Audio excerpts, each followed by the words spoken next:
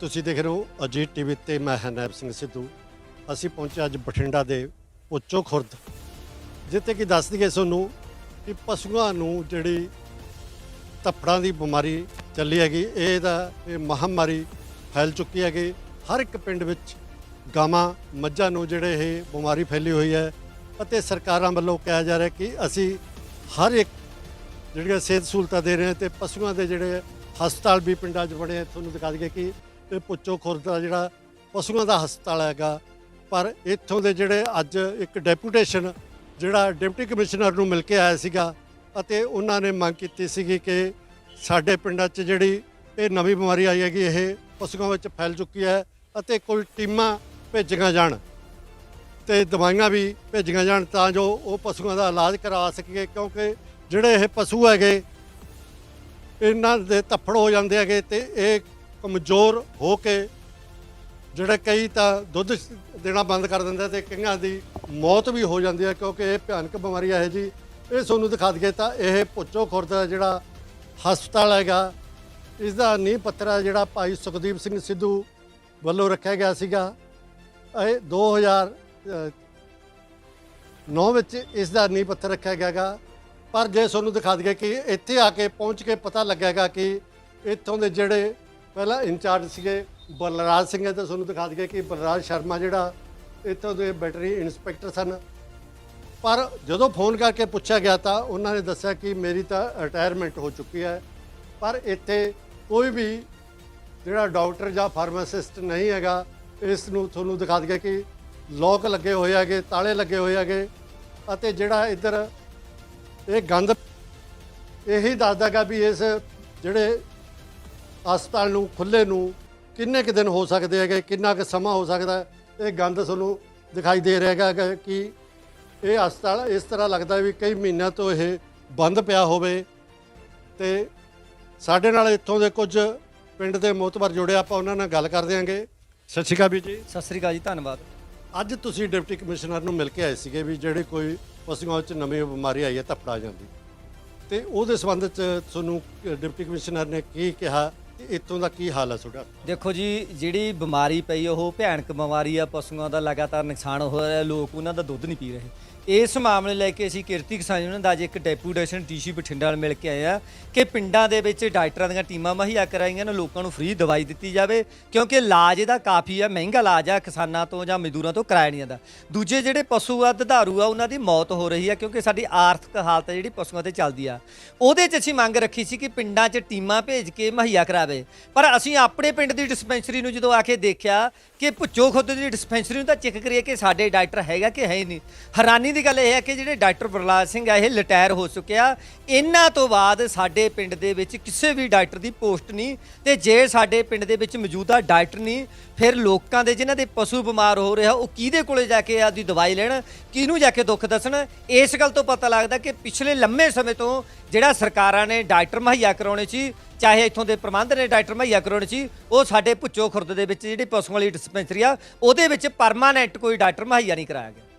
ਇਹ ਤੁਸੀਂ ਸੁਣ ਚੁੱਕੋਗੇ ਵੀਰ ਤੋਂ, ਤੁਹਾਨੂੰ ਇਹਦੇ ਹਾਲਾਤ ਵੀ ਦਿਖਾ ਦਿੰਦੇ ਆਂਗੇ ਕਿ ਇਹ ਤੁਸੀਂ ਦੇਖ ਚੁੱਕੋਗੇ ਕਿ ਕਿਸ ਤਰ੍ਹਾਂ ਦੇ ਇਹ ਖੁਦ ਆਪ ਬਿਮਾਰ ਪਏ ਹੈਗੇ, ਆਪ ਇਹ ਇਲਾਜ ਮੰਗ ਰਹੇ ਹੈਗੇ, ਤੇ ਇਹ ਕਿਸੇ ਪਸ਼ੂ ਦਾ ਜਾਂ ਦੁਧਾਰੂ ਪਸ਼ੂ ਦਾ ਕੀ ਇਹ ਇਲਾਜ ਕਰਨਗੇ, ਕਿਉਂਕਿ ਇੱਥੇ ਨਾ ਤਾਂ ਕੋਈ ਫਾਰਮਾਸਿਸਟ ਹੈਗਾ ਅਤੇ ਨਾ ਡਾਕਟਰ ਹੈਗਾ। ਜੇ ਤੁਹਾਨੂੰ ਦਿਖਾ ਦਈਏ ਕਿ ਇੱਥੇ ਲਾਈਟ ਦਾ ਵੀ ਕੋਈ ਪ੍ਰਬੰਧ ਨਹੀਂ ਹੈ, ਤੁਸੀਂ ਦੇਖ ਰਹੇ ਹੋਗੇ ਵੀ ਕੋਈ ਪ੍ਰਬੰਧ ਨਹੀਂ, ਕਿਸੇ ਕਿਸਮ ਦਾ ਤੇ ਕੋਈ ਪ੍ਰਬੰਧ ਨਹੀਂ, ਕਿਉਂਕਿ ਜਿਹੜੇ ਇੱਥੇ ਵੈਟਰਨਰੀ ਇੰਸਪੈਕਟਰ ਸੀ ਉਹ ਰਿਟਾਇਰ ਹੋ ਚੁੱਕੇ ਹੈਗੇ ਅਤੇ ਹੋਰ ਬਦਲਵੇਂ ਪ੍ਰਬੰਧ ਇੱਥੇ ਕੋਈ ਨਹੀਂ ਕੀਤੇ ਗਏ। ਤੇ ਤੁਹਾਨੂੰ ਹੁਣ ਅਸੀਂ ਲੈ ਚੱਲਦੇ ਹਾਂ ਪਿੰਡ ਵਿੱਚ, ਜਿੱਥੇ ਕਿ ਕਾਫੀ ਜਿਹੜੇ ਪਸ਼ੂ ਆ, ਜਿਹੜੇ ਦੁਧਾਰੂ ਪਸ਼ੂ ਆ, ਉਹਨਾਂ ਨੂੰ ਬਿਮਾਰੀ ਫੈਲੀ ਹੋਈ ਹੈ, ਉਹ ਵੀ ਦਿਖਾਉਣੇ ਆ। ਅਸੀਂ ਪਹੁੰਚਾਂਗੇ ਇੱਕ ਕਿਸਾਨ ਦੇ ਘਰੇ, ਜਿੱਥੇ ਕਿ ਇਹ ਤੁਸੀਂ ਦੇਖ ਰਹੇ ਹੋ ਪਸ਼ੂ ਖੜੇ ਹੈਗੇ, ਗਾਵਾਂ ਵੀ ਖੜੀਆਂ, ਮੱਝਾਂ ਵੀ ਖੜੀਆਂ।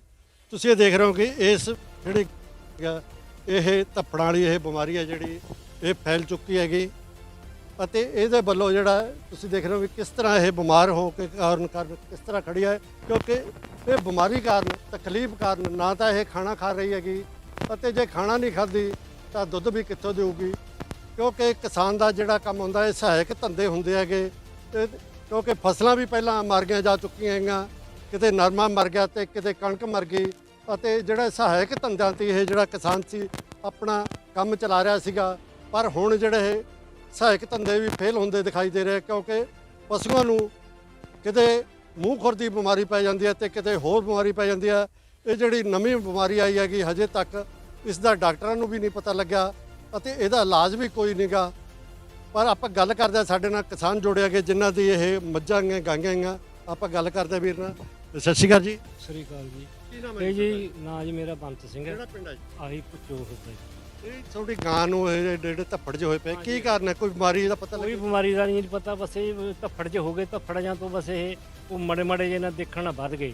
ਸਾਡੇ ਚੋਂ ਮਤਲਬ ਇੱਕ ਸਾਡੀ ਛੋਟੀ ਬਹੂ ਗੋਬਿੰਦਪੁਰੇ ਗਈ ਸੀ, ਪਹਿਲਾਂ ਸਾਨੂੰ ਪਤਾ ਨਹੀਂ ਸੀ। ਉੱਥੇ ਜਦੋਂ ਜਾ ਕੇ ਉਹਨੇ ਦੇਖੇ ਦੋ ਧਮੱਕੜ ਜੇ, ਦੋ ਗਾਂਆਂ ਮਰ ਗਈਆਂ ਉਹਨਾਂ ਦੀਆਂ। ਜਦੋਂ ਮਰ ਗਈਆਂ ਅਸੀਂ ਆ ਕੇ ਦੇਖਿਆ ਕਿ ਆ ਹੋਏ ਪਏ। ਜਦੋਂ ਮੈਂ ਆ ਕੇ ਦੇਖੇ ਤੇ ਦੋ ਹੋਏ ਪਏ, ਮੈਂ ਡਾਕਟਰ ਨੂੰ ਸੱਦ ਲਿਆ। ਡਾਕਟਰ ਨੇ ਆ ਕੇ ਜੀ ਦੋ ਟੀਕੇ ਲਾਤੇ, ਉਹ ਕਿ ਹੌਲੀ ਹੌਲੀ ਕਿ ਠੀਕ ਹੋ ਜੂਗੀ। ਫਿਰ ਉਹਨੂੰ ਥੋੜਾ ਜਿਹਾ ਬੁਖਾਰ ਹੋ ਗਿਆ। ਫਿਰ ਉਹਨੇ ਬੁਖਾਰ ਦੇਖਿਆ, ਬੁਖਾਰ ਦੇਖ ਕੇ ਫਿਰ ਉਹਨੇ ਹੋਰ ਟੀਕੇ ਲਾਤੇ। ਫਿਰ ਮੈਨੂੰ ਦਵਾਈ ਲਿਖ ਕੇ ਦਿੱਤੀ ਤੇ ਦਵਾਈ ਲਿਖ ਕੇ ਨਹੀਂ, ਆਹ ਦਵਾਈ ਲਈ ਚਲੋ ਭਾਈ 3 ਵਾਰੀ ਦਿਨ 'ਚ ਦੇ ਦਿਆ ਕਰੋ। ਤੇ ਚਲੋ ਸਾਡੇ ਵਿਹੜੇ ਦੇ ਡਾਕਟਰ ਹੈ, ਸਾਡੇ ਇੱਥੇ ਡਿਸਪੈਂਸਰੀ 'ਚ ਡਾਕਟਰ ਕੋਈ ਨਹੀਂ ਹੈ। ਡਿਸਪੈਂਸਰੀ ਦਾ ਤੁਹਾਡੇ ਬਣੀ ਇੱਥੇ ਡਾਕਟਰ ਕੋਈ? ਉਹ ਬਣੀ ਹੈ, ਡਾਕਟਰ ਹੈ ਨਹੀਂ। 6 ਮਹੀਨੇ 7 ਮਹੀਨੇ ਹੋ ਗਏ ਇੱਥੋਂ ਗਿਆ ਵਾ, ਡਾਕਟਰ ਹੈ ਨਹੀਂ ਇੱਥੇ ਤੇ ਉਹ ਬਣੀ ਪਈ ਹੈ। ਤੇ ਹੁਣ ਸਾਡੇ ਤੋਂ ਵਿਹੜੇ ਵਾਲੇ ਆ, ਮਰਜ਼ੀ ਨਾਲ ਆਉਂਦੇ ਆ ਜੀ, ਮਰਜ਼ੀ ਨਾਲ ਦਾ ਕੰਮ ਕਰਦੇ ਆ।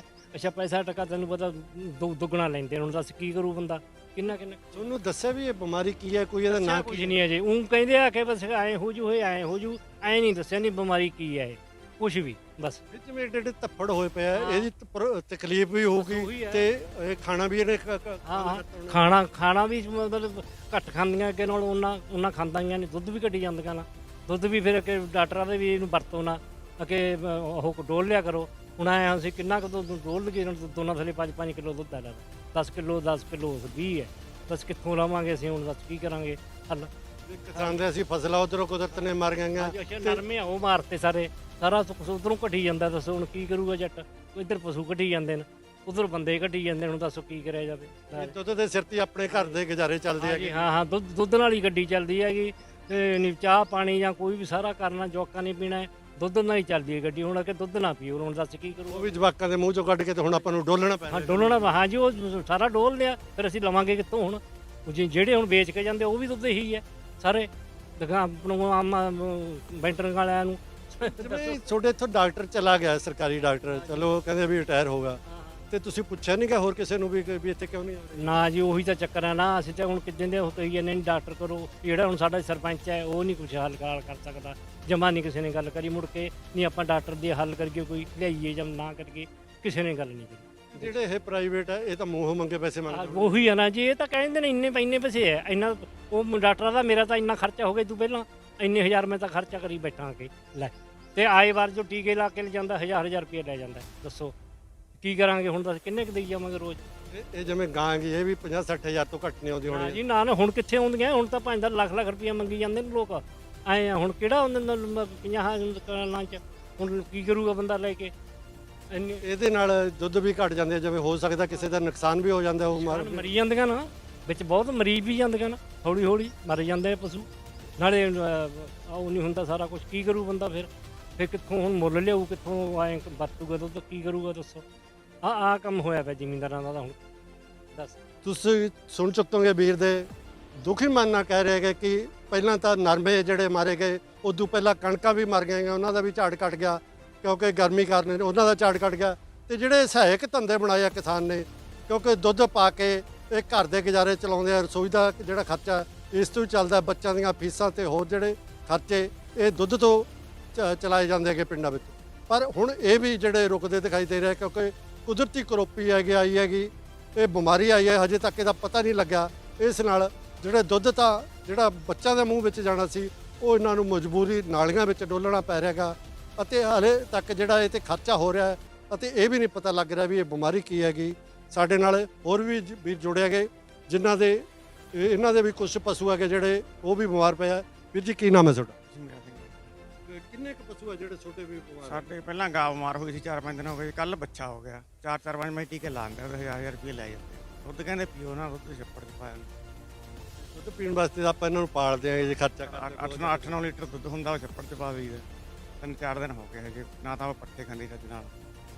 ਤੇ ਫਿਰ ਉਹ ਦੂਜੀਆਂ ਮੈਸਾਂ ਜਿਹੜੇ ਉਹਨਾਂ ਤੋਂ ਥੋੜੀ ਜਿਹੀ ਪਾਸੇ ਬੰਨੀ ਜੀ ਮੱਝਾਂ ਨੂੰ ਪਰਹੇਜ਼ ਰੱਖਿਆ ਹੋਊਗਾ ਵੀ ਪਾਸੇ ਰੱਖਿਆ ਹੋਊਗਾ। ਹਾਂ ਹਾਂ ਮੱਝਾਂ ਦਾ ਪਾਸੇ ਰੱਖੀਆਂ ਜੀ। ਫਿਰ ਦੁੱਖ ਜਿਹਾ ਨਹੀਂ ਆਉਂਦਾ ਜਦੋਂ ਇੰਨਾ ਆਪਾਂ ਸੇਵਾ ਕਰਕੇ ਦੁੱਧ ਚੋਣੇ ਆਂਗੇ ਤੇ ਮੁੜ ਕੇ ਉਹ ਡੋਲਣਾ ਪੈ ਜਾਂਦਾ। ਤਾਂ ਉਹ ਇਹ ਜੀ ਪਹਿਲਾਂ ਨਰਮੇ ਖਰਾਬ ਹੋਈ ਜਾਂਦੇ ਮੁੜ ਕੇ ਫਸਲ ਮਾੜਾ ਮੋਟਾ ਦੁੱਧ ਵੇਚਦੀ ਦੇ ਵਿੱਚ ਕੋਈ 4 ਲੀਟਰ 8 ਲੀਟਰ ਦਿੰਦੇ ਆ 5-4 ਘਰੇ ਰੱਖ ਲਈ ਇਹ ਤੇ ਜਿਵੇਂ ਹੁਣ ਦਵਾਈਆਂ ਆਈਆਂ ਤੇ ਡਾਕਟਰ ਦੇ ਤੇ ਇਹਦੇ ਖਰਚੇ ਕਾਫੀ ਆ ਜਾਂਦੇ ਹੁਣ। ਖਰਚੇ 1000 ਰੁਪਏ ਲੈ ਜਾਂਦਾ ਜੀ ਰੋਜ਼ 4 ਦਿਨ ਹੋ ਗਏ ਲਾਉਂਦੇ ਨੇ ਟੀਕੇ 4000 ਲੈ ਗਏ ਅਜੇ ਠੀਕ ਕਹਿੰਦਾ ਪਤਾ ਨਹੀਂ 10 ਦਿਨ ਲੱਗਣਗੇ 15 ਦਿਨ ਲੱਗਣਗੇ ਠੀਕ ਹੋਊ ਕਿ ਨਹੀਂ। ਉਸ ਤੋਂ ਬਾਅਦ ਬੱਚੇ ਨੂੰ ਜ਼ਿਆਦਾ ਹੋ ਬੱਚੇ ਨੂੰ ਬੜੀ ਕਿੰਨੇ ਕੁ ਪਸ਼ੂ ਹੈਗੇ ਤੁਹਾਡੇ? ਸਾਡੇ ਤਾਂ 4 ਨਹੀਂ 2 ਮੱਝਾਂ ਨੇਗੀਆਂ ਇੱਕ ਗਾਂ ਦਾ ਇੱਕ ਜੀ ਨਾਲ ਬੱਚਾ ਸੀਗਾ। ਹੁਣ ਹਜੇ ਗਾਂ ਨੂੰ ਹੋਇਆ ਵਾ, ਮੱਝਾਂ ਨੂੰ ਤਾਂ ਨਹੀਂ। ਮੱਝਾਂ ਨੂੰ ਨਹੀਂ ਹੋਇਆ ਹਜੇ ਗਾਂ ਨੂੰ ਤੇ ਬੱਚੇ ਨੂੰ ਹੋ ਗਿਆ। ਤੇ ਫਿਰ ਮਤਲਬ ਕਿ ਦੁੱਧ ਵੀ ਘਟ ਗਿਆ, ਖਾਣਾ ਵੀ ਘਟ ਗਿਆ। ਖਾਣਾ ਵੀ ਘਟ ਗਈ ਦੁੱਧ ਵੀ ਘਟ ਗਈ ਥੋੜਾ ਜਿਹਾ ਦੁੱਧ। ਤੇ ਤੁਹਾਡੇ ਪਿੰਡ 'ਚ ਕੋਈ ਡਾਕਟਰ ਵੀ ਹੈ ਨਹੀਂ, ਡਿਸਪੈਂਸਰੀ ਬਣੀ ਹੈ ਡਾਕਟਰ? ਡਾਕਟਰ ਤਾਂ ਹੋ ਗਏ ਸੀ 7 ਮਹੀਨੇ ਡਾਕਟਰ ਹੈ ਨਹੀਂ ਪਿੰਡ ਦੇ ਸਰਪੰਚ ਕੁਝ ਕਰ ਨਹੀਂ ਰਿਹਾ। ਸਰਕਾਰਾਂ ਤੋਂ ਤੁਸੀਂ ਕੀ ਮੰਗ ਕਰਦੇ ਹੋ ਵੀ ਇਹਨਾਂ ਦਾ ਇਲਾਜ ਆ ਜਿਹੜਾ ਫ੍ਰੀ ਹੋਵੇ ਜਾਂ ਇਲਾਜ ਫ੍ਰੀ ਹੋਵੇ, ਡਾਕਟਰ ਆ ਕੇ ਦੇਖਣ ਉਹਨਾਂ ਨੂੰ ਕੀ ਦੇਣਾ, ਕੀ ਪਰਹੇਜ਼ ਕਰਨਾ, ਕੀ ਦਵਾਈਆਂ ਦਵਾਈਆਂ ਆ ਕੇ ਦੇਣ। ਤੇ ਜਿਹਦੇ ਪਸ਼ੂ ਬੱਚੇ ਆਪਣੇ ਤਾਂ ਹੈ ਨਹੀਂ ਕਿ ਪਸ਼ੂ ਜਿਹਨਾਂ ਦੇ ਮਰ ਗਏ ਉਹਨਾਂ ਨੂੰ ਕੋਈ ਸਹਾਇਤਾ ਵਿੱਤੀ ਸਹਾਇਤਾ ਵੀ ਦੇਣੀ ਚਾਹੀਦੀ। ਸਾਡੇ ਨਾਲ ਕੁਝ ਬੰਦੇ ਹੋਰ ਜੋੜੇ ਗਏ ਜਿਹੜੇ ਕਿ ਡੈਪੂਟੇਸ਼ਨ ਲੈ ਕੇ ਇਹ ਪਹੁੰਚੇ ਸਨ। ਹਨੀ ਜੀ, ਤੁਸੀਂ ਡੈਪੂਟੇਸ਼ਨ ਲੈ ਕੇ ਅੱਜ ਕਿਸਾਨ ਪਹੁੰਚੇ ਸੀ ਤੇ ਕੀ ਆਪਣੇ ਡਿਪਟੀ ਕਮਿਸ਼ਨਰ ਨੇ ਤੁਹਾਨੂੰ ਵਿਸ਼ਵਾਸ ਦਿਵਾਇਆ? ਧੰਨਵਾਦ ਜੀ ਤੁਹਾਡਾ ਜਿਨ੍ਹਾਂ ਨੇ ਸਾਡੀ ਗੱਲ ਸੁਣੀ ਆ। ਡਿਪਟੀ ਕਮਿਸ਼ਨ ਨੂੰ ਇਸੇ ਕਰਕੇ ਮਿਲੇ ਸੀ ਕਿ ਜਿੱਡੀ ਵੱਡੀ ਭਿਆਨਕ ਬਿਮਾਰੀ ਆ, ਲਗਾਤਾਰ ਪਸ਼ੂ ਮਰ ਰਿਹਾ ਹੈ, ਲਹਿਰੇ ਸੌਂਦੇ ਵੀ ਪਸ਼ੂ ਕਾਫੀ ਮਰੇ ਆ, ਜਿਹਦੇ ਪਰਿਵਾਰ ਇਕੱਲੇ ਦੁੱਧ ਤੋਂ ਹੀ ਗੁਜ਼ਾਰਾ ਚੱਲਦਾ। ਸਹਾਇਕ ਧੰਦੇ ਨਾਲ ਹੀ ਸਰਕਾਰਾਂ ਕਹਿੰਦੀਆਂ ਕਿ ਸਹਾਇਕ ਧੰਦੇ ਅਪਣਾਓ ਤਾਂ ਕਿ ਕਿਸਾਨ ਪੈਰਾਂ ਸਿਰ ਤੇ ਖੜਾ ਹੋ ਜੀ। ਸਾਡੇ ਭੁੱਚੋ ਖੁਰਦ ਦੇ ਵਿੱਚ ਪੱਕੇ ਤੌਰ ਤੇ ਪਰਮਾਨੈਂਟ ਤੌਰ ਤੇ ਸਾਡੇ ਡਾਕਟਰੀ ਨੇ ਡਿਸਪੈਂਸਰੀ ਵਿਹਲੀ ਪਈ ਆ, ਰੱਬ ਸਹਾਰੇ ਪਈ ਆ। ਜਾਣੀ ਕਿ ਕਹਿੰਦਾ ਮਤਲਬ ਵੀ ਜਾਨਵਰਾਂ ਦੇ ਵਾਸਤੇ ਡਿਸਪੈਂਸਰੀ ਰਹਿ ਗਈ ਆ। ਜਿਹੜੇ ਡਾਕਟਰ ਸਾਹਿਬ ਦੀ ਡਿਊਟੀ ਲੱਗੀ ਵੀ ਸੀਗੀ ਉਹ ਰਿਟਾਇਰ ਹੋ ਚੁੱਕੇ ਆ। ਉਸ ਤੋਂ ਬਾਅਦ ਕੋਈ ਵੀ ਜਿਹੜਾ ਡਾਕਟਰ ਭੁੱਚੋ ਖੁਰਦ ਨੂੰ ਮੁਹੱਈਆ ਨਹੀਂ ਕਰਾਇਆ ਗਿਆ। ਅੱਜ ਡੀਸੀ ਬਠਿੰਡਾ ਨੂੰ ਅਸੀਂ ਡੈਪੂਟੇਸ਼ਨ ਤੌਰ ਤੇ ਮਿਲ ਕੇ ਆਏ ਸੀ ਕਿ ਉਹਨਾਂ ਤੋਂ ਮੰਗ ਕੀਤੀ ਸੀ ਕਿ ਪਿੰਡਾਂ ਦੇ ਵਿੱਚ ਡਾਕਟਰਾਂ ਦੀਆਂ ਟੀਮਾਂ ਭੇਜੀਆਂ ਜਾਣ ਤਾਂ ਕਿ ਫ੍ਰੀ ਇਲਾਜ ਕੀਤਾ ਜਾਵੇ। ਜਿਹੜੇ ਕਿਸਾਨ ਮਜ਼ਦੂਰ ਆ ਉਹਨਾਂ ਦੇ ਜਿਹੜੇ ਜਾਨਵਰ ਆ ਉਹ ਬਚਾਏ ਜਾ ਸਕਣ। ਸੋ ਹੁਣ ਦੇਣੇ ਆ ਵੀ ਡੀਸੀ ਸਾਹਿਬ ਇਸ ਤੇ ਕੀ ਕਾਰਵਾਈ ਕਰਦਾ। ਜੇ ਸਾਡੇ ਪਿੰਡ ਨੂੰ ਡਾਕਟਰ ਨਹੀਂ ਮੁਹੱਈਆ ਹੁੰਦਾ ਫਿਰ ਸਾਡੀ ਮਜਬੂਰੀ ਹੁੰਦੀ। ਹੈਲੋ, ਸਤਿ ਸ਼੍ਰੀ ਅਕਾਲ ਜੀ। ਡਾਕਟਰ ਸਾਹਿਬ ਬੋਲ ਰਹੇ ਹੋ ਜੀ? ਡਾਕਟਰ ਸਾਹਿਬ ਇੱਥੇ ਡਿਸਪੈਂਸਰੀ 'ਚ ਵੀ ਕੋਈ ਵੀ ਹੈ ਨਹੀਂਗਾ, ਕੀ ਕਾਰਨ ਹੈ ਜੀ ਪੁੱਛ ਵਾਲੀ 'ਚ? ਨਾਲੇ ਉੱਥੇ ਤੁਹਾਡਾ ਨੰਬਰ ਲਿਖਿਆ ਹੋਏਗਾ ਵੀ ਤੁਸੀਂ ਇੱਥੇ ਡਾਕਟਰ ਆਏਗੇ ਇੰਸਪੈਕਟਰ। ਕਿੰਨਾ ਚਿਰ ਹੋ ਗਿਆ ਜੀ? ਤੇ ਉਸ ਤੋਂ ਬਾਅਦ ਕੋਈ ਪੋਸਟਿੰਗ ਨਹੀਂ ਇੱਥੇ ਜੀ? ਅੱਛਾ ਜੀ, ਮਰ ਕੇ ਲੋਕ ਹੀ ਪਏ ਆ ਜੀ। ਤੇ ਸਰ ਬਾਰੀਆਂ ਵੀ ਖੁੱਲੀਆਂ ਤੇ ਅੰਦਰ ਰਜਿਸਟਰ ਵੀ ਖੁੱਲੇ ਹੀ ਪਏ ਗਏ, ਉਵੇਂ ਉੱਡੀ ਜਾਂਦੇ ਆ।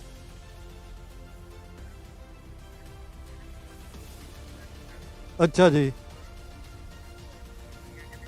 ਉਹ ਬਾਰੀਆਂ ਵੀ ਖੁੱਲੀਆਂ, ਜਿਹੜੇ ਰਜਿਸਟਰ ਹੈ ਕੋਈ ਤੁਸੀਂ ਦਰਜ ਕਰਦੇ ਹੋ ਜਾਂ ਕੁਝ ਲਿਖਦੇ ਹੋਵੋਗੇ ਟੇਬਲ ਤੇ ਪਏ ਆ, ਉਹ ਵੀ ਖੁੱਲੇ ਉਵੇਂ ਹੀ ਪਏ ਹੈਗੇ ਜੀ। ਅੱਛਾ ਜੀ, ਚਲੋ ਧੰਨਵਾਦ ਜੀ ਤੁਹਾਡਾ। ਓਕੇ ਜੀ। ਅਸੀਂ ਡਾਕਟਰ ਸਾਹਿਬ ਨਾਲ ਵੀ ਗੱਲ ਕੀਤੀ ਜਿਹੜੇ ਕਿ ਇੱਥੇ ਇੰਸਪੈਕਟਰ ਸੀਗੇ ਫਾਰਮਾਸਿਸਟ, ਤੇ ਉਹਨਾਂ ਨੇ ਕਿਹਾ ਕਿ ਅਸੀਂ ਰਿਟਾਇਰ ਹੋ ਚੁੱਕੇ ਹਾਂਗੇ, 8 ਮਹੀਨੇ ਹੋ ਗਏ ਤਕਰੀਬਨ ਰਿਟਾਇਰ ਹੋਇਆ ਨੂੰ, ਪਰ ਉਸ ਤੋਂ ਬਾਅਦ ਕੋਈ ਪੋਸਟਿੰਗ ਨਹੀਂ। ਇੱਥੇ ਜੇ ਦੇਖਿਆ ਗਿਆ ਗਾ ਵੀ ਜਿਹੜੇ ਰਜਿਸਟਰ ਹੈ ਉਹ ਵੀ ਖੁੱਲ੍ਹੇ ਪਏ ਹੈਗੇ ਅਤੇ ਜਿਹੜੀਆਂ ਬਾਰੀਆਂ ਵੀ ਖੁੱਲ੍ਹੀਆਂ ਹੈਗੀਆਂ, ਪਰ ਇੱਥੇ ਜਿਹੜੇ 8 ਮਹੀਨਿਆਂ ਤੋਂ ਤੁਹਾਨੂੰ ਦਿਖਾਇਆ ਹੈਗਾ ਕਿ 8 ਮਹੀਨਿਆਂ ਤੋਂ ਜਿਹੜੀ ਬੰਦ ਹੋਣ ਕਾਰਨ ਇੱਥੇ ਸਿਰਫ ਗੰਦ ਹੀ ਹੈਗਾ ਤੇ ਕੋਈ ਡਾਕਟਰ ਜਾਂ ਫਾਰਮਾਸਿਸਟ ਨਹੀਂ ਪਹੁੰਚਿਆ, ਜਿਸ ਕਾਰਨ ਇੱਥੇ ਬਹੁਤ ਵੱਡੀ ਪ੍ਰੋਬਲਮ ਆ ਰਹੀ ਹੈਗੀ। ਆਪਾਂ ਫਿਰ ਗੱਲ ਕਰਦੇ ਹਾਂ ਵੀਰ ਜੀ ਨਾਲ।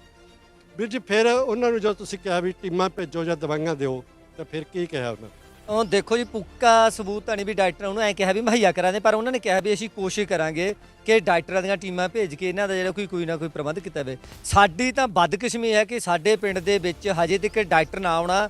ਇਹਦਾ ਮਤਲਬ ਆ ਕਿ ਜਿਨ੍ਹਾਂ ਪਰਿਵਾਰਾਂ ਦੇ ਪਸ਼ੂ ਰੱਖਿਆ ਉਹਨਾਂ ਦੇ ਪਸ਼ੂਆਂ ਦਾ ਰੱਬ ਹੀ ਰਾਖਾ, ਜੇ ਬਚ ਸਕਦੇ ਆ ਤਾਂ ਪ੍ਰਮਾਤਮਾ ਵੀ ਬਚਾ ਸਕਦਾ। ਸਰਕਾਰੀ ਡਾਕਟਰ ਨਹੀਂ, ਸਰਕਾਰਾਂ ਬਹੁਤ ਵੱਡੇ ਵੱਡੇ ਦਾਅਵੇ ਕਰਦੀਆਂ। ਪਹਿਲਾਂ ਚੰਨੀ ਦੀ ਸਰਕਾਰ ਨੇ ਕਿਹਾ, ਹੁਣ ਭਗਵੰਤ ਮਾਨ ਸਰਕਾਰ ਕਹਿੰਦੀ ਆ ਕਿ ਅਸੀਂ ਮੁਹੱਲਾ ਕਲੀਨਿਕ ਖੋਲਾਂਗੇ, ਤੇ ਸਾਡੇ ਤਾਂ ਜਿਹੜੀ ਪੱਕੀ ਡਿਸਪੈਂਸਰੀ ਹਜੇ ਤੱਕ 4 ਮਹੀਨੇ ਹੋ ਗਏ ਸਰਕਾਰ ਬਣੀ ਨੂੰ। ਇਹ ਤਾਂ ਸਰਕਾਰ ਇਹ ਨਹੀਂ ਕਹਿ ਸਕਦੀ ਵੀ ਸਾਨੂੰ ਨਹੀਂ ਪਤਾ। ਜਿਹੜੇ ਉਹਨਾਂ ਦੇ ਪਾਰਟੀ ਦੇ ਸੰਬੰਧਿਤ ਲੋਕ ਆ ਉਹਨਾਂ ਨੂੰ ਵੀ ਪਤਾ ਸੀ ਕਿ ਭੁੱਚੋ ਖੁਰਦ ਦੇ ਵਿੱਚ ਡਾਕਟਰ ਦੀ ਪੋਸਟ ਨਹੀਂ।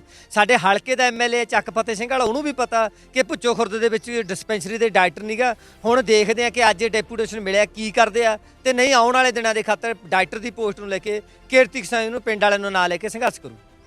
ਹੁਣ ਇਹ ਕਿਸਾਨ ਕਿਸ ਤਰ੍ਹਾਂ ਬਚੂਗਾ ਜੇ ਸਰਕਾਰਾਂ ਉਹ ਕਿਸਾਨ ਮਾਰੂ ਨੀਤੀਆਂ ਲਿਆ ਰਹੀਆਂ ਹਰ ਇੱਕ ਪਾਸੋਂ, ਵਾਅਦੇ ਕਰਦੀਆਂ ਪਰ ਪੂਰੇ ਨਹੀਂ ਕਰਦੀਆਂ ਗੀਆਂ। ਜੇ ਕੁਦਰਤ ਹੈਗੀ, ਕੁਦਰਤ ਵੱਲੋਂ ਵੀ ਮਾਰ ਪੈ ਰਹੀ ਹੈਗੀ, ਨਰਮੇ ਮਾਰੇ ਗਏ, ਕਣਕਾਂ ਵੀ ਮਾਰੀਆਂ ਗਈਆਂ ਸੀ, ਕੋਈ ਝਾੜ ਬਹੁਤ ਘੱਟ ਨਿਕਲਿਆ। ਹੁਣ ਜੇ ਸਹਾਇਕ ਧੰਦੇ ਬਣਾਏ ਸੀ ਤਾਂ ਇਹਨਾਂ ਨੂੰ ਵੀ ਕੁਦਰਤੀ ਆਫਤ ਆ ਰਹੀ ਹੈਗੀ। ਦੇਖੋ ਜੀ, ਸਹਾਇਕ ਧੰਦਾ ਓਨਾ ਚਿਰ ਨਹੀਂ ਚੱਲ ਸਕਦਾ ਜਿੰਨਾ ਚਿਰ ਸਰਕਾਰ ਕਿਸੇ ਦੀ ਬਾਂਹ ਨਹੀਂ ਫੜਦੀ। ਜਦੋਂ ਕੋਈ ਸਨਅਤ ਲਾਉਂਦਾ ਸਰਕਾਰ ਉਹਨੂੰ ਲਾਉਣ ਦਿੰਦੀ ਆ, ਲੰਮੇ ਵਿਆਜ ਤੇ ਲਾਉਣ ਦਿੰਦੀ ਆ। ਜੇ ਉਹ ਫੈਕਟਰੀ ਲਾਉਣ ਨਹੀਂ ਮੋੜਦੀ ਉਹਨੂੰ ਡੁੱਬੇ ਖੱਤੇ ਪਾ ਕੇ ਉਹਦਾ ਸਾਰੇ ਦਾ ਸਾਰਾ ਕਰਜ਼ੇ ਤੇ ਲੀਖ ਮਰ ਜਾਂਦੀ ਆ। ਜੇ ਕਿਸਾਨ ਨੇ ਪਸ਼ੂ ਰੱਖਿਆ ਉਹਦੀਆਂ ਡੈਰੀ ਖੋਲੀ ਆ, ਜੇ ਕਿਤੇ ਨੁਕਸਾਨ ਹੋ ਗਿਆ ਸਰਕਾਰ ਉਹਦਾ ਲੋਨ ਨਹੀਂ ਮਾਫ ਕਰਦੀ, ਸਰਕਾਰ ਉਹ ਤੋਂ ਲੋਨ ਵਸੂਲਦੀ ਆ। ਐਵੇਂ ਜ਼ਿਕਰ ਹੈ ਕਿ ਜੋ ਵੀ ਸਰਕਾਰ ਕਹਿੰਦੀ ਹੈ ਕਿਸਾਨ ਉਹ ਮੰਨਦੇ ਆ, ਸਹਾਇਕ ਧੰਦੇ ਵਾਲਾ ਚਾਹੇ ਹੋਰ ਕਿਸੇ ਦਾ। ਇਹ ਤਾਂ ਕਾਮਯਾਬ ਹੋ ਸਕਦੇ ਕਿ ਜੇ ਸਰਕਾਰ ਬਾਂਹ ਫੜੂ। ਦੂਜੀ, ਇੱਕ ਸਰਕਾਰਾਂ ਨੇ ਰੱਟਾ ਲੈ ਕੇ ਅਸੀਂ ਫ੍ਰੀ ਦਿੰਦੇ ਆ। ਅਸੀਂ ਫ੍ਰੀ ਨਹੀਂ ਸਰਕਾਰ ਤੋਂ ਚੀਜ਼ ਲੈਂਦੇ। 32 ਰੁਪਏ ਇੱਕ ਬੰਦਾ ਸਰਕਾਰ ਨੂੰ ਟੈਕਸ ਦਿੰਦਾ। ਸਰਕਾਰ ਸਾਡੀ ਮਾਂ ਪਿਓ ਆ ਤੇ ਸਰਕਾਰ ਦਾ ਫਰਜ਼ ਬਣਦਾ ਕਿ ਜਿਹੜਾ ਟੈਕਸ ਦਿੱਤਾ ਉਹਦਾ ਮੋੜਵੇਂ ਰੂਪ 'ਚ ਉਹਨਾਂ ਲੋਕਾਂ ਨੂੰ ਸਹੂਲਤ ਦਿੱਤੀ ਜਾਵੇ ਜਿਹਦੇ ਪਸ਼ੂ ਮਰ ਕੇ। ਸਰਕਾਰ ਦੀ ਜ਼ਿੰਮੇਵਾਰੀ ਆ ਕਿ ਸਰਕਾਰ ਨੂੰ ਉਸ ਬੰਦੇ ਨੇ ਟੈਕਸ ਦਿੱਤਾ ਮੁੜ ਪੈਰਾਂ ਸਿਰ ਖੜੇ ਕਰਨ ਉਹਨੂੰ ਪੈਸੇ ਦਿੱਤੇ ਜਾਣ ਤਾਂ ਕਿ ਕੋਈ ਆਪਦਾ ਜਿਹੜਾ ਪਸ਼ੂ ਡੰਗਰ ਲਿਆ ਕੇ ਆਪਦਾ ਪਰਿਵਾਰ ਦਾ ਗੁਜ਼ਾਰਾ ਕਰ ਸਕਦਾ। ਹੁਣ ਜੇ ਦੇਖਿਆ ਜਾਵੇ, ਤੁਸੀਂ ਕਹਿੰਦੇ ਮਾਫੀ ਦੀ ਗੱਲ ਕਰੀ ਹੈਗੀ, ਜਿਹੜੇ ਕੋਆਪਰੇਟ ਘਰਾਣੇ ਆ ਉਹਨਾਂ ਨੂੰ ਇੰਨਾ ਮਾਫ ਕਰ ਦਿੱਤਾ ਜਾਂਦਾ ਹੈਗਾ, ਅਰਬਾਂ ਰੁਪਈਆ ਮਾਫ ਕੀਤਾ ਜਾਂਦਾ ਹੈ। ਤੇ ਜੇ ਇੱਕ ਕੋਆਪਰੇਟ ਘਰਾਣੇ ਦਾ ਜਿੰਨਾ ਮਾਫ ਕੀਤਾ ਉਹਨਾਂ ਦਾ ਕਿਸਾਨਾਂ ਦਾ ਕਰਜ਼ਾ ਵੀ ਹੈ ਨਹੀਂਗਾ। ਸਿੱਧੂ ਸਾਹਿਬ, ਹਿੰਦੁਸਤਾਨ ਦੇ ਵਿੱਚ ਭਾਰਤ ਦੋ ਆ। ਇੱਕ ਭਾਰਤ ਦੇ ਵਿੱਚ ਤਾਂ ਮੁੱਠੀ ਭਰ ਲੋਕ ਆ ਕਿ ਜਿਨ੍ਹਾਂ ਦੀ ਗਿਣਤੀ 250 ਤੋਂ 300 ਆ। ਇੱਕ ਭਾਰਤ ਉਹ ਆ ਕਿ ਜਿਹੜੇ ਦੱਬੇ ਕੁਚਲੇ ਲੋਕਾਂ ਨੂੰ ਆਥਣ ਦੀ ਰੋਟੀ ਦਾ ਪ੍ਰਬੰਧ ਨਹੀਂ। ਇਹ ਦੋ ਭਾਰਤਾਂ ਜਿਉਂ ਰਹੇ ਆ। ਇਸੇ ਕਰਕੇ ਕਿ ਸਾਡੀ ਕੋਈ ਬਾਂਹ ਨਹੀਂ ਫੜਦਾ। ਜਿਹੜੀ ਵੀ ਸਰਕਾਰ ਬਣਦੀ ਆ ਉਹ ਕਾਰਪੋਰੇਟਾਂ ਦੀ ਤੇ ਵੱਡੇ ਘਰਾਣਿਆਂ ਦੀ ਆ, ਲੋਕਾਂ ਦੀ ਸਰਕਾਰ ਨਹੀਂ। ਇਹ ਤੁਸੀਂ ਸੁਣ ਚੁੱਕੋਗੇ, ਵੀਰ ਨੇ ਜਾਣਕਾਰੀ ਦਿੱਤੀ ਹੈ ਕਿ ਜਿਹੜੀਆਂ ਸਰਕਾਰਾਂ ਵੀ ਦੋਗਲੀ ਨੀਤੀ ਬਣਾ ਰਹੀਆਂ ਹੈਗੀਆਂ ਅਤੇ ਜਿਹੜੇ ਕਿ ਪਿਛਲੀ ਸਰਕਾਰ ਨੇ ਕੁਝ ਕਰਿਆ ਹੁੰਦਾ ਉਦੋਂ ਬਦਲਵਾਂ ਕਰਨਾ ਚਾਹੁੰਦੀਆਂ ਹੈਗੀਆਂ। ਜਿੱਥੇ ਅਕਾਲੀ ਦਲ ਨੇ ਜਿਹੜੇ ਸੁਵਿਧਾ ਕੇਂਦਰ ਖੋਲ੍ਹੇ ਸੀ ਉਹਨਾਂ ਨੂੰ ਖੋਲ੍ਹ ਕੇ ਹੁਣ ਬੰਦ ਕਰਕੇ ਹੁਣ ਮਹੱਲਾ ਕਲੀਨਿਕ ਬਣਾ ਰਹੇ ਹੈਗੇ। ਪਰ ਇੱਥੇ ਤਰਾਸਦੀ ਇਹ ਹੈਗੀ ਕਿ 8 ਮਹੀਨਿਆਂ ਤੋਂ ਇਸ ਡਿਸਪੈਂਸਰੀ ਵਿੱਚ ਕੋਈ ਡਾਕਟਰ ਜਾਂ ਫਾਰਮਾਸਿਸਟ ਵੀ ਹੈ ਨਹੀਂਗਾ। ਪਰ ਸਰਕਾਰਾਂ ਦਾ ਇਹਨਾਂ ਵੱਲ ਕੋਈ ਧਿਆਨ ਨਹੀਂ ਜਾ ਰਿਹਾ। ਬਠਿੰਡਾ ਤੋਂ ਅਜੀਤ ਟੀਵੀ ਲਈ ਨਾਇਬ ਸਿੰਘ ਸਿੱਧੂ ਦੀ ਰਿਪੋਰਟ।